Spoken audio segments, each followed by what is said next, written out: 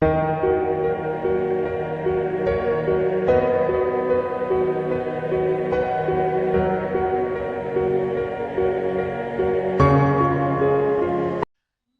হাদিসে রাসূল সাল্লাল্লাহু আলাইহি সাল্লাম 7টি অপরাধের কথা বলছে, যে 7টি অপরাধ আমাদেরকে ধ্বংস করে ছাড়বে। কয়টি অপরাধ? এই 7 অপরাধের কথা জানবো। জানার পর যদি আমাদের মধ্যে অপরাধগুলা কেউ না করি, ভবিষ্যতে করব না, আর কারো মধ্যে এই অপরাধ থাকলে আমরা ছেড়ে দিব। বলেন ইনশাআল্লাহ।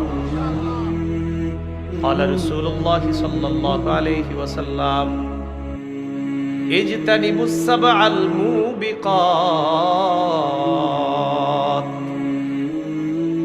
নবী বলেন 7টি ধ্বংসাত্মক অপরাধ থেকে বাঁচো। 7টি অপরাধ এমন যে অপরাধগুলা মানুষকে ধ্বংস করে দেয়। ক্বালু ওয়া মা হুন্না ইয়া রাসূলুল্লাহ, এই 7টি অপরাধ কি আপনার কাছে জানতে চাই।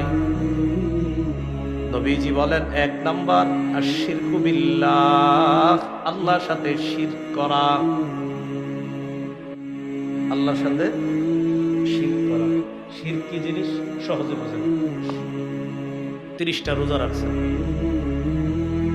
ঈদের দিন আপনার আপন আব্বার কবর জিয়ারত করতে গেছেন। আপনার জন্মদানকারী পিতা, তার কবর জিয়ারত করতে গেছেন, এটা তো ভালো, অবশ্যই ভালো কবর জিয়ারত। আপনার বাবার কবরও জিয়ারত করার শেষ করার পর আরেক আব্বার কবর জিয়ারত করতে গেছেন। কথার কথা, আরেক আব্বা বলতে আমরা অনেক সময় অনেককে বাবা বলে সম্বোধন করি, হতে পারে যে উনি আমার বাবার বয়সী, উনি আমার শ্রদ্ধেয় বাবার মতো। তো এরকম আরেকজনের কবর জিয়ারত করতে গেলেন, এটাও খারাপ না, কবর জিয়ারত খারাপ না, এটা অবশ্যই ভালো।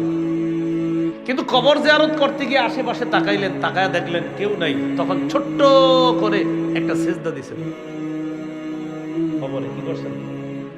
কেউ দেখে নাই, আপনার না দেখলে কি হয়েছে? কে দেখছে?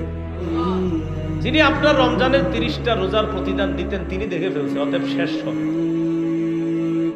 সব শেষ।